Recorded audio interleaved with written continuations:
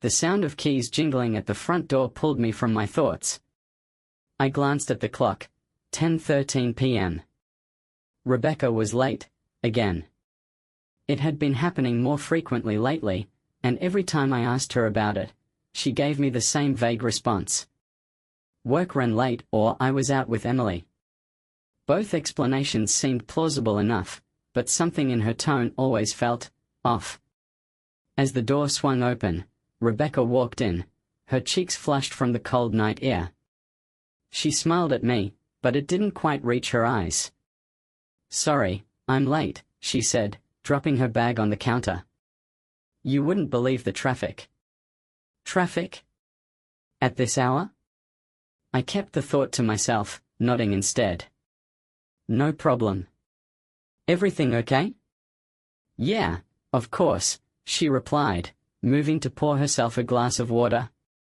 Her voice was light, but I noticed the way her hands trembled slightly as she held the glass. For weeks now, I'd felt a growing distance between us. Rebecca had always been warm and attentive, the kind of person who made everyone in the room feel like they mattered. But lately, it was as if she was somewhere else entirely, her mind consumed by thoughts she didn't share with me. I tried to brush it off as work stress. She had taken on a new project a few months ago, and I knew it was demanding. But part of me couldn't shake the feeling that there was more to it. That night, as she lay beside me, her breathing slow and steady, I stared at the ceiling, unable to sleep. What was she hiding? The next morning, Rebecca was up early, rushing out the door before I could ask her about her plans for the day. I decided it was time to stop ignoring my gut. I waited until she left and then went to her office. Rebecca was meticulous about keeping her work life and personal life separate, but I figured it wouldn't hurt to ask a few questions. The receptionist greeted me with a polite smile. "Hi, can I help you?" "Yeah, I'm looking for Rebecca Carter." "I thought I'd surprise her for lunch," I said, forcing a casual tone. The receptionist's smile faltered slightly. "Rebecca? Oh, she hasn't been in the office this week." I blinked. "What do you mean?" "She told me she had meetings every day."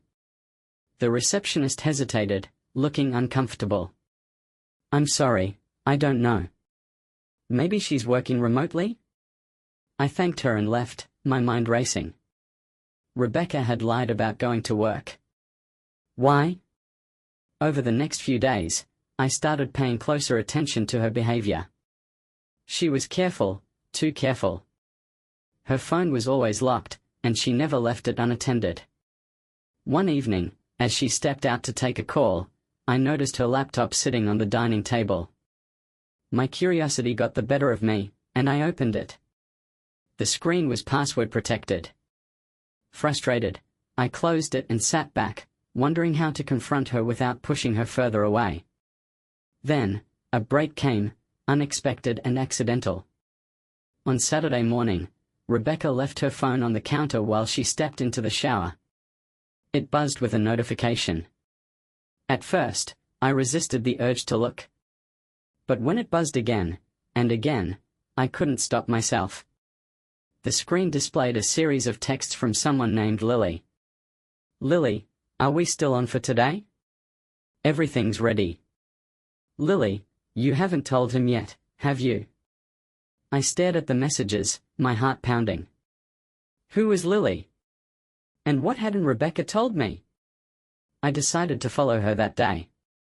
Rebecca left the house around noon, dressed in casual clothes, her hair tied back.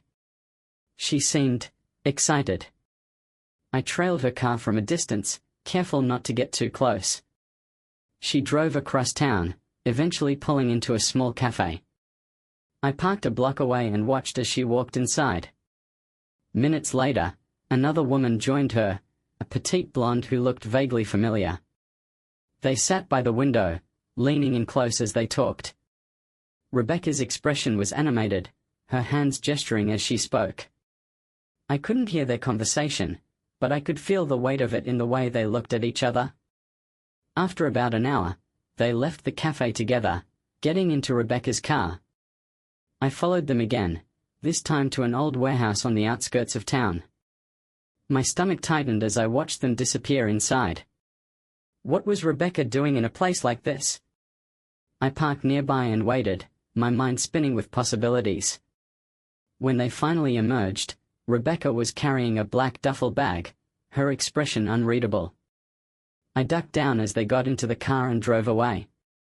I didn't know what was in that bag, but one thing was clear: Rebecca wasn't just hiding something. She was involved in something. And I was determined to find out what.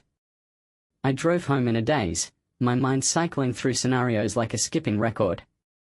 Every time I thought I had a handle on what Rebecca was doing, the image of her carrying that black duffel bag threw me back into confusion. When Rebecca returned that evening, she seemed lighter, more at ease than I'd seen her in weeks. Whatever had happened at the warehouse, it had clearly lifted some weight off her shoulders. She greeted me with a kiss on the cheek and went about her evening as if everything were normal. But to me, nothing felt normal anymore. That night, as we lay in bed, I glanced at her phone on the nightstand. It buzzed softly, lighting up the dark room for a brief moment. Rebecca shifted but didn't wake. I reached over carefully, my heart pounding as I picked it up. The lock screen showed a message from Lily. Lily, great work today. Step 1 is done. Step 1? I placed the phone back, my thoughts swirling. This wasn't just a one-off errand or a casual meet-up. Whatever Rebecca was involved in, it was part of something larger, something planned. The next morning, I decided I couldn't sit on the sidelines anymore. I had to act. I started with Lily. The name sounded vaguely familiar, and after some digging through Rebecca's old social media posts, I found her. Lily Matthews. They had gone to college together, though Rebecca rarely mentioned her. Lily's profile was sparse, no recent posts, no photos. But one detail stood out: her profile picture showed her standing in front of the same warehouse Rebecca had visited. It wasn't a coincidence. I clicked on the location tag and found a few other posts linked to the same spot. One of them was a group photo with a caption that read, "Teamwork makes the dream work. Big things ahead." I zoomed in on the faces. Rebecca wasn't in the photo, but Lily was. So were 3 men I didn't recognize. My stomach tightened. I decided to return to the warehouse. That evening, after Rebecca left for her work dinner, I grabbed a flashlight and drove across town. The warehouse looked even more ominous at night, its windows dark and its metal walls reflecting the glow of a distant street lamp. I parked a block away and approached cautiously, sticking to the shadows. The front door was locked, but a side entrance had been left slightly ajar. I slipped inside, my footsteps echoing faintly against the concrete floor. The space was cavernous, with stacks of crates lining the walls. A faint hum of electricity buzzed from somewhere deeper inside. I crept forward, my flashlight sweeping the room. Most of the crates were sealed, but one near the edge was slightly open. I pried the lid up just enough to peek inside. My breath caught. The crate was filled with cash, stacks upon stacks of neatly bundled bills, more than I'd ever seen in my life. I stepped back, my mind racing. What was this? Before I could think further, I heard voices. I ducked behind a stack of crates, killing my flashlight just as a door opened on the far side of the warehouse. Rebecca and Lily stepped inside, followed by 2 men. I held my breath, staying as still as possible.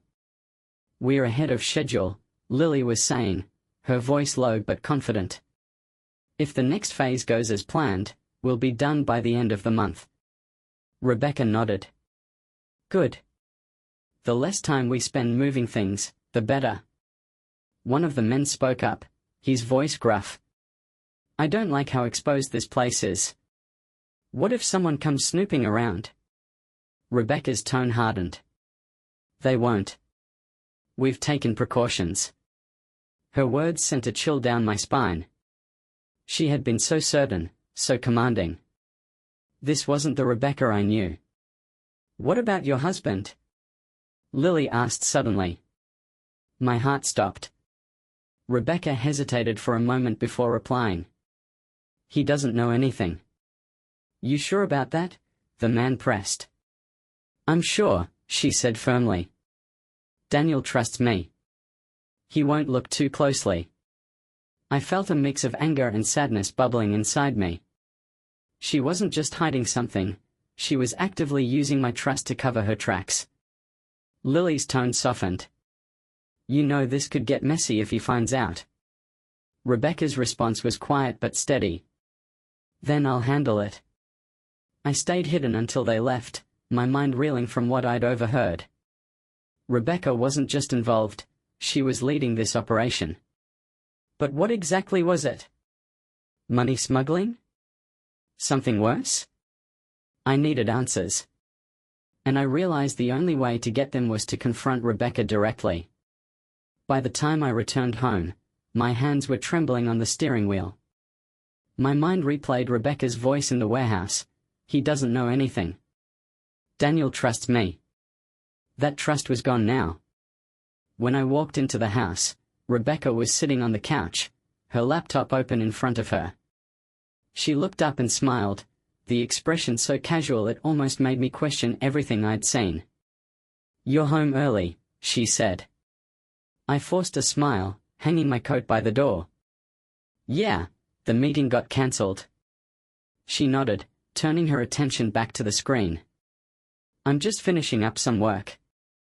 Dinner's in the fridge if you're hungry. I watched her carefully, noting the ease with which she lied. The calm. It wasn't just practiced, it was second nature. But I wasn't going to let her deflect this time. We need to talk, I said, my voice steady. Rebecca paused, her fingers hovering over the keyboard. She looked up slowly, her expression unreadable. What's wrong? I hesitated, my heart racing. Part of me wanted to shout, to demand answers. But I knew Rebecca too well, she wouldn't respond to anger. So, I sat down across from her and kept my tone level. I followed you today. Her eyes widened, just slightly, before narrowing again. What are you talking about? I followed you to the cafe, I continued. And to the warehouse. Rebecca froze, her hands clenching into fists. For the first time, I saw a crack in her composure. You were spying on me? She asked, her voice sharp. I didn't have a choice, I shot back. You've been lying to me for weeks, Rebecca. I needed to know the truth. She stood abruptly, pacing the room. You don't understand. This isn't what you think. Then explain it to me. I demanded, rising to my feet. Because right now, it looks like you're running some kind of illegal operation. Rebecca stopped pacing and turned to face me, her expression a mix of anger and something else, fear. It's not illegal, she said firmly. At least, not technically. I stared at her, waiting for more. She let out a frustrated sigh and ran a hand through her hair. Fine. You want the truth? Here it is, we are moving money. Cash that belongs to people who can't, won't, use traditional banks. It's a service, Daniel. A way for them to protect their assets. I frowned. And the duffel bags? The crates of cash? That's just, what, business as usual. Rebecca's jaw tightened. It's complicated. We only hold the money temporarily. It's transferred out of the country within days. No one gets hurt. I shook my head, trying to make sense of it all. And you thought it was okay to keep this from me? To involve yourself in something so dangerous? I didn't want you to worry, she said quietly. And honestly, I knew you wouldn't approve. You're damn right I wouldn't approve. I snapped. Rebecca, this isn't just some side hustle. These are serious people you're dealing with. What happens if something goes wrong? She hesitated, and for the first time, I saw the full weight of her decisions pressing down on her. "I have it under control," she said, but her voice lacked conviction. "No, you don't," I replied. "You're in over your head, and you know it." Rebecca looked away, her shoulders slumping. For a moment, she seemed like the woman I had known, the woman I had married. "I didn't want to drag you into this," she whispered. "But now that you know, maybe it's better this way." I frowned. "What do you mean?" She turned back to me, her expression deadly serious. "Because if you're involved, you can help me keep it safe." My heart sank. "Rebecca, this isn't about keeping it safe. This is about getting out before it's too late." But she shook her head. "It's not that simple, Daniel. These people trust me. If I pull out now, they'll see it as a betrayal. And betrayal doesn't end well in this business." I felt a cold weight settle in my chest. "You've already thought about this, haven't you?" Rebecca nodded slowly. The room fell silent, the air thick with tension. "What happens next?" I asked finally. Rebecca hesitated, as if weighing her options. Then she walked over to her bag and pulled out a folder, setting it on the table between us. Inside were documents, transactions, client names, and encrypted codes I didn't understand. "This is everything," she said. "If anything happens to me, you'll know what to do." The gravity of her words hit me like a punch to the gut. "Rebecca, stop," I said, my voice cracking. "You're talking like this is already falling apart." She looked at me, her eyes glistening with unshed tears. "Because it might be." That night, as I lay awake beside her, I realized the truth. This wasn't just her journey anymore. It was ours. The next morning, Rebecca was gone before I woke up. A note on the kitchen counter read, "Had to take care of something. I'll be back later. Trust me." Trust. The word mocked me. I spent the better part of the day pacing the house, staring at the folder Rebecca had left the night before. The information inside was overwhelming, names I didn't recognize, account numbers that meant nothing to me, and encrypted communications I couldn't decipher. One name, however, appeared multiple times, Victor Rains. I couldn't find anything about him in my memory, and Rebecca had never mentioned him before. But something about the frequency of his name on the documents set me on edge. Unable to sit still any longer, I opened my laptop and started digging. It didn't take long to find him. Victor Rains wasn't just anyone. He was a known fixer, a man with a reputation for solving problems for wealthy clients, often through questionable means. His name was connected to several lawsuits that had mysteriously disappeared and a handful of corporate scandals that had been swept under the rug. And now, he was connected to Rebecca. By mid-afternoon, I decided to call her. The phone rang once, twice, then went to voicemail. "Rebecca, it's me. Call me back. We need to talk." I hung up and leaned back in my chair, the unease in my chest growing. An hour passed. Then two. No word from Rebecca. Frustrated, I grabbed the folder and decided to follow the one lead I had, Victor. His name appeared alongside a location on one of the documents, a private estate just outside the city. I didn't have a better plan, so I got in the car and drove. The estate was massive, surrounded by tall iron gates and lined with security cameras. There was no way I was getting in unnoticed. I parked down the street and waited, watching the entrance from a safe distance. Cars came and went, most of them expensive, with tinted windows that hid their occupants. Finally, I saw her. Rebecca's car pulled up to the gate, and after a brief pause, it was let through. My heart sank as I watched the gates close behind her. What was she doing here? I waited until nightfall before approaching the estate again.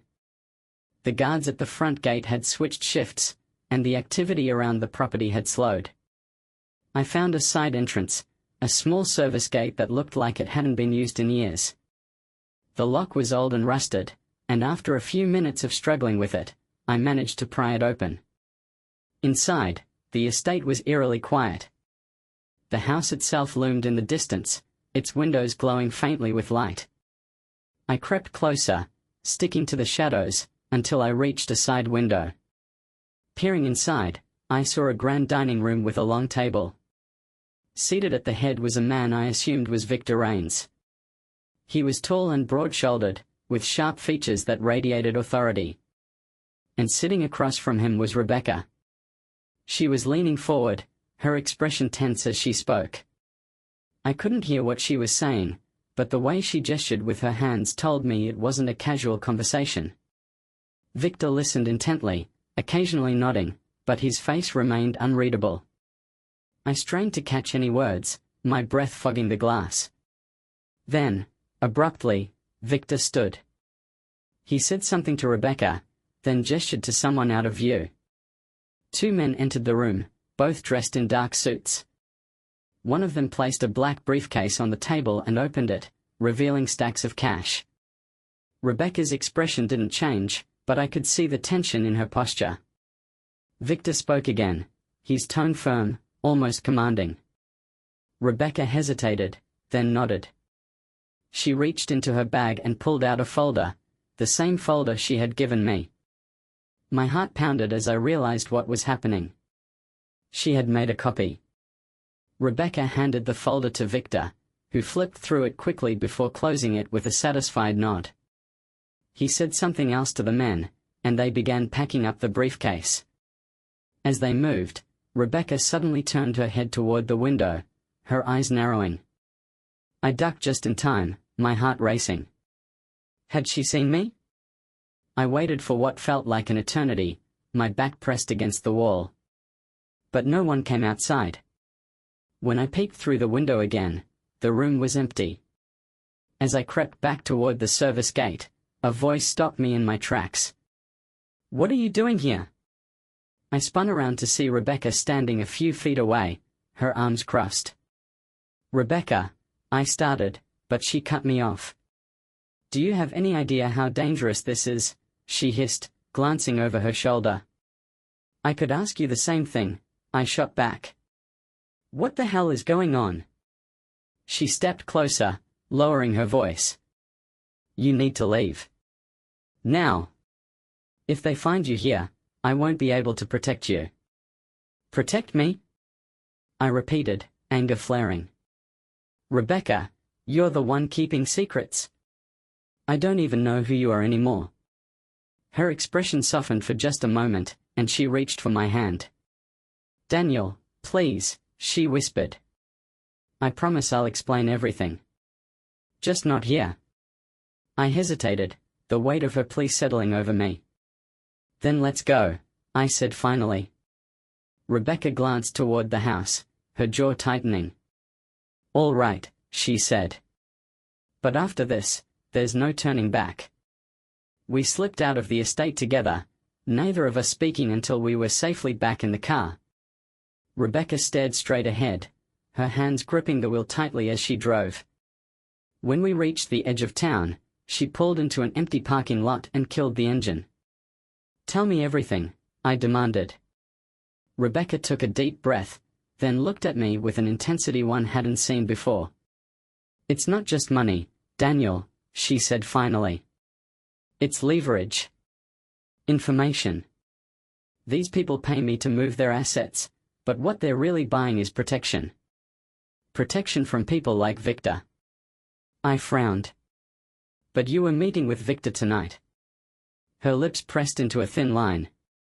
"Because he's no longer a client. He's a threat." A chill ran through me as the implications sank in. Rebecca wasn't just moving money. She was playing a dangerous game, one where the stakes were life and death. Rebecca's words hung in the air like a storm cloud. I stared at her, struggling to process everything she'd just told me. "You're saying Victor's a threat," I repeated, my voice slow and deliberate. "But he's also one of your clients?" "Or was?" She nodded, her jaw tightening. Victor came to me about a year ago, asking for help moving his money. At first, it was like any other job, clean, straightforward. But then I started noticing patterns. He wasn't just protecting his assets, he was building a network. Bribing officials, buying loyalty, eliminating competitors. Eliminating, I echoed, the word feeling heavy in my mouth. You're telling me this guy is, what? A mob boss? Rebecca's eyes met mine, unflinching. He's worse. Victor doesn't just control people, he owns them. And when he realized I knew too much, I became part of the game. The game. The way she said it sent a chill down my spine.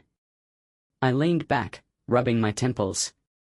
Why didn't you tell me this before? Why lie? Rebecca's gaze softened, guilt flashing across her face. Because I wanted to keep you out of it. The less you knew, the safer you were.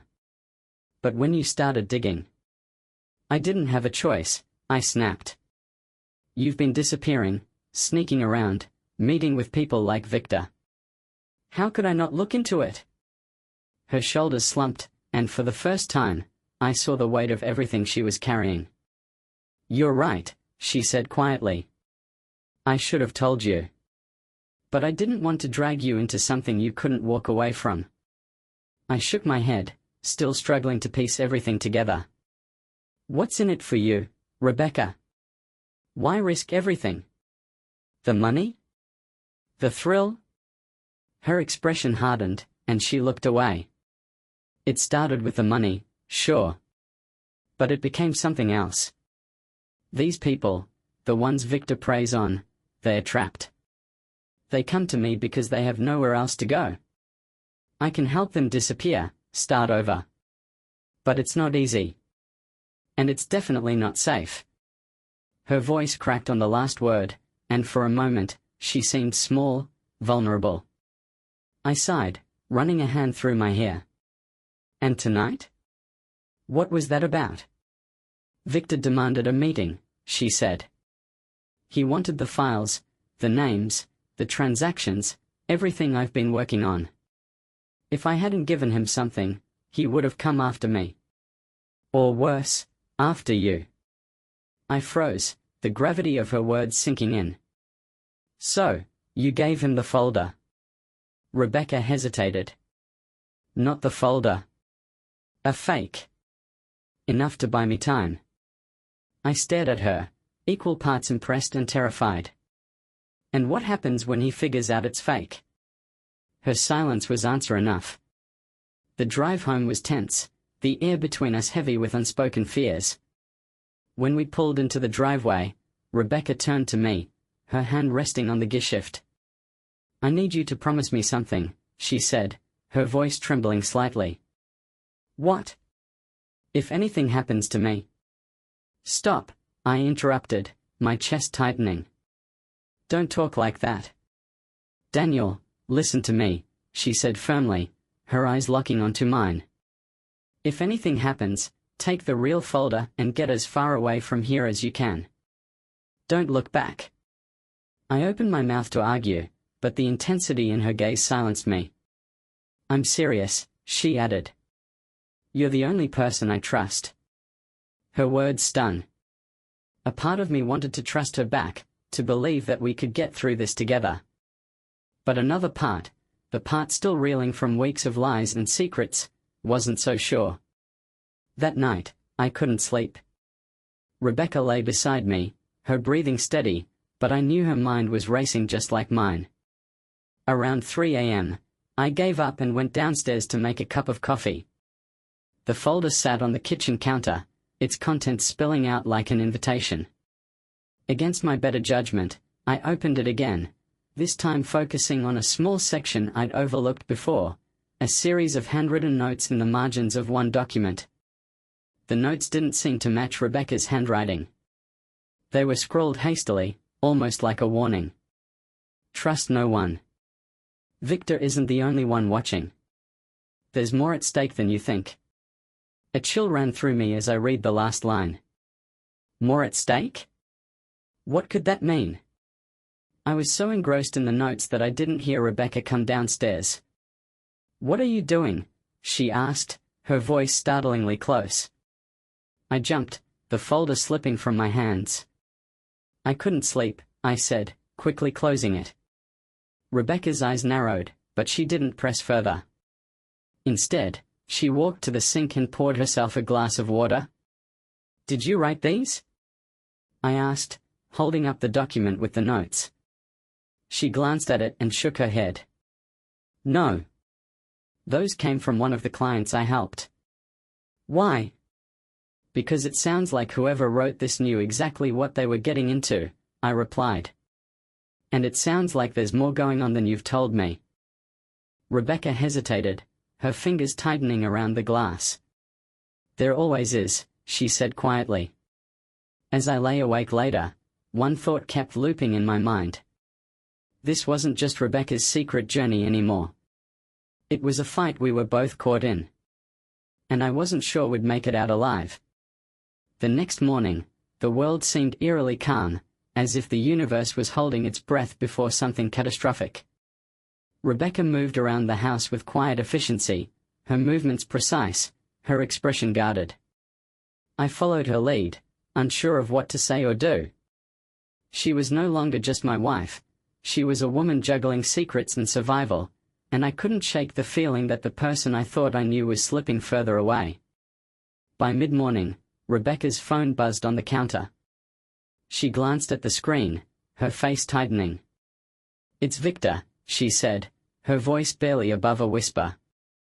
I tensed. "What does he want?" "He's asking for another meeting," she replied, setting the phone down carefully. "Another one?" I asked, incredulous. "You just met with him. What could he possibly want now?" Rebecca shook her head, a shadow of fear crossing her face. "He must have realized the folder was fake." My stomach dropped. "Then you can't go?" "It's too dangerous."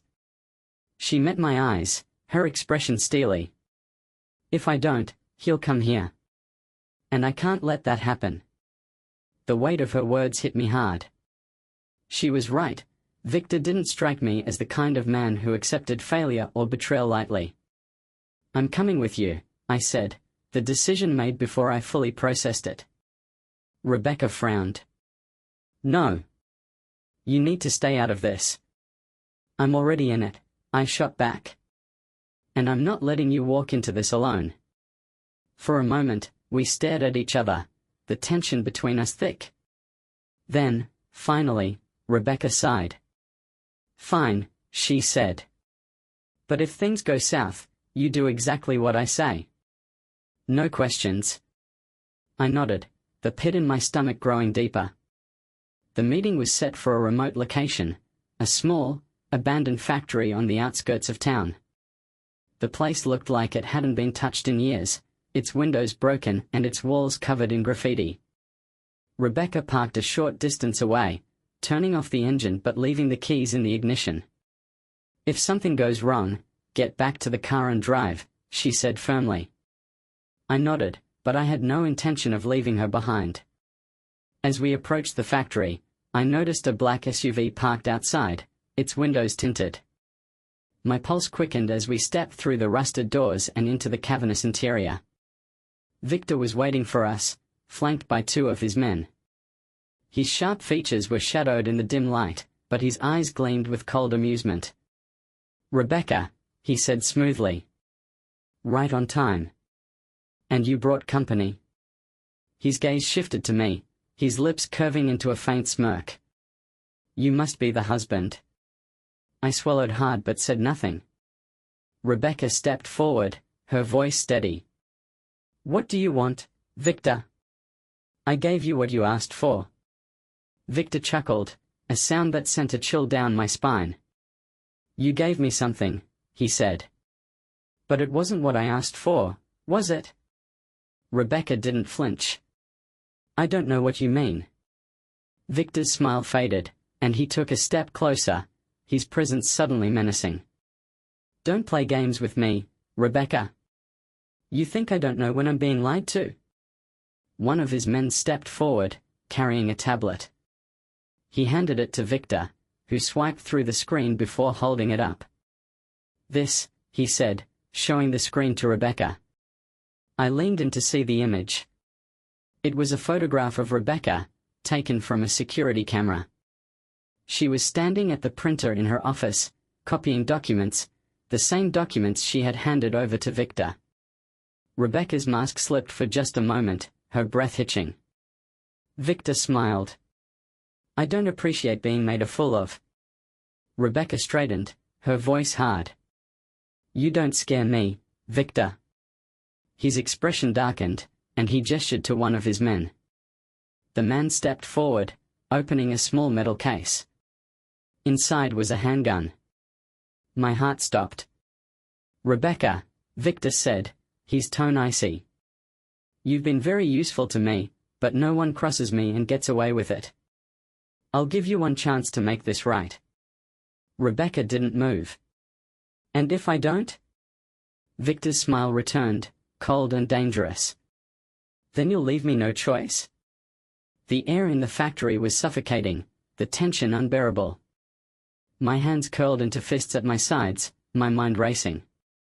Before I could think, I stepped forward. "Wait!" I shouted, my voice echoing off the walls. Victor turned to me, his eyebrow arching. "You don't need to do this," I said, my voice shaking. "If it's money you want, take it. Just leave her alone." Victor laughed softly, shaking his head. "How noble. But this isn't just about money. It's about loyalty. Trust." I opened my mouth to respond, but before I could, Rebecca acted. In one swift motion, she reached into her jacket and pulled out a small device. She pressed a button, and a loud, shrill beeping filled the air. Victor froze, his eyes narrowing. "What the hell is that?" "It's a tracker," Rebecca said calmly.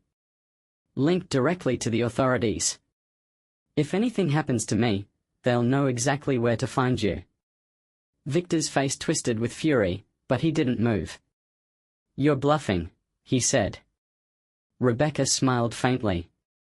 "Am I?" For a moment, no one moved.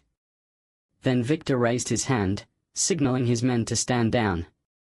"This isn't over," he said, his voice low and venomous. Rebecca didn't reply.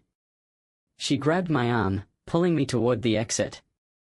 As we stepped outside into the cold night air, I realized my legs were shaking. "Rebecca, what the hell just happened?"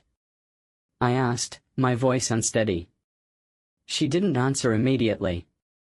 Instead, she opened the car door and slid into the driver's seat. "It's done," she said finally. "For now." "For now?" I echoed, climbing in beside her. Rebecca turned to me, her eyes hard but glistening with unshed tears. "Victor won't let this go," she said. "But I'm not done fighting." And as we drove away from the factory, I realized neither was I. The drive home was silent except for the hum of the engine. Rebecca gripped the steering wheel tightly, her knuckles white against the leather. I could feel the tension radiating off her, and I didn't dare break the silence until we pulled into the driveway. As she killed the engine, she finally spoke. "You need to leave," she said, her voice barely above a whisper. I stared at her, stunned. "What are you talking about?" Rebecca turned to me, her expression haunted. "Victor isn't the type to let things go. He'll come for me, and when he does, he won't care who's in the way. If you stay, you'll be in danger." I shook my head. "I'm not leaving you." Her voice sharpened. "Daniel, this isn't a debate. I dragged you into this mess, and I'll do whatever it takes to keep you safe, even if that means pushing you away." I reached for her hand, but she pulled away. "Rebecca, listen to me," I said firmly. "You're not alone in this. Whatever happens, we'll face it together." For a moment, she looked like she might argue, but then her shoulders slumped, and the fight drained out of her. "I don't deserve you," she murmured. I opened the door and stepped out, waiting for her to follow. "You don't get to decide that," I said quietly. That night, we stayed up going through the folder, mapping out every connection, every name, and every piece of evidence we had on Victor and his network. The more we uncovered, the clearer it became that Rebecca's operation wasn't just about moving money, it was about dismantling Victor's empire from the inside. "Why didn't you tell me this sooner?" I asked, my voice tinged with frustration. Rebecca sighed, leaning back in her chair. "Because it was never supposed to go this far. When I started, it was just about helping people. But the deeper I got, the more I realized how many lives Victor had ruined. I couldn't just walk away." "So you decided to take him down," I said, shaking my head. "Alone." She looked at me, her eyes full of regret. "I didn't want to put you in danger." I ran a hand through my hair, trying to process it all. "And now? What's the plan?" Rebecca hesitated, then opened a hidden compartment in the folder. Inside was a USB drive. "This," she said, holding it up. "It's everything we need to bring Victor down. His transactions, his offshore accounts, the names of everyone on his payroll. If this gets out, he's finished." I stared at the tiny drive, the weight of its significance hitting me like a punch to the gut. "Why haven't you used it?" "Because it's a double-edged sword," Rebecca said. "The moment I send this to the authorities, Victor will know. And he'll come after me, and anyone connected to me. Then we need to be smart about it," I said. Rebecca's lips pressed into a thin line. "That's why I need you to leave, Daniel. If this goes sideways—" "It won't," I interrupted. The next morning, Rebecca and I put the plan into motion. She made an anonymous drop to a journalist known for exposing corruption, leaving the USB drive along with detailed instructions. We knew it wouldn't be long before Victor found out. That evening, as we sat in the living room, waiting for the inevitable fallout, the phone rang. Rebecca answered, her expression calm but tense. "Yes," she said, her voice steady. There was a pause, and then her face hardened. "Understood," she said, hanging up. "What is it?" I asked, my stomach sinking. "They know," she said simply. Moments later, the sound of tires screeching outside shattered the silence. I moved to the window and saw a black SUV pulling up in front of the house. "They're here," I said, my voice barely audible. Rebecca grabbed my arm. "Go out the back. Now." "I'm not leaving you," I said, turning to face her. "Daniel." "No!" I shouted. "I'm staying." Her eyes glistened, but she didn't argue. The door burst open, and Victor stepped inside, flanked by two of his men. "Well," he said, his tone mocking. "This is cozy." Rebecca stepped forward, shielding me with her body. "You've made your point, Victor. What do you want?" Victor smirked. "You know what I want. The original files. The ones you're still holding on to." Rebecca didn't flinch. "You think I'd be stupid enough to keep them here?" Victor's smirk faded, replaced by a cold glare. "You've underestimated me before. Don't make the same mistake twice." As the tension thickened, the sound of sirens echoed in the distance. Victor's expression shifted, his eyes narrowing. "You called the cops," he hissed. Rebecca didn't answer, but the faint smile on her lips was enough. Victor turned to his men. "We are leaving. Now." As they retreated, Victor paused at the door, his gaze locking onto Rebecca. "This isn't over," he said, his voice low and menacing.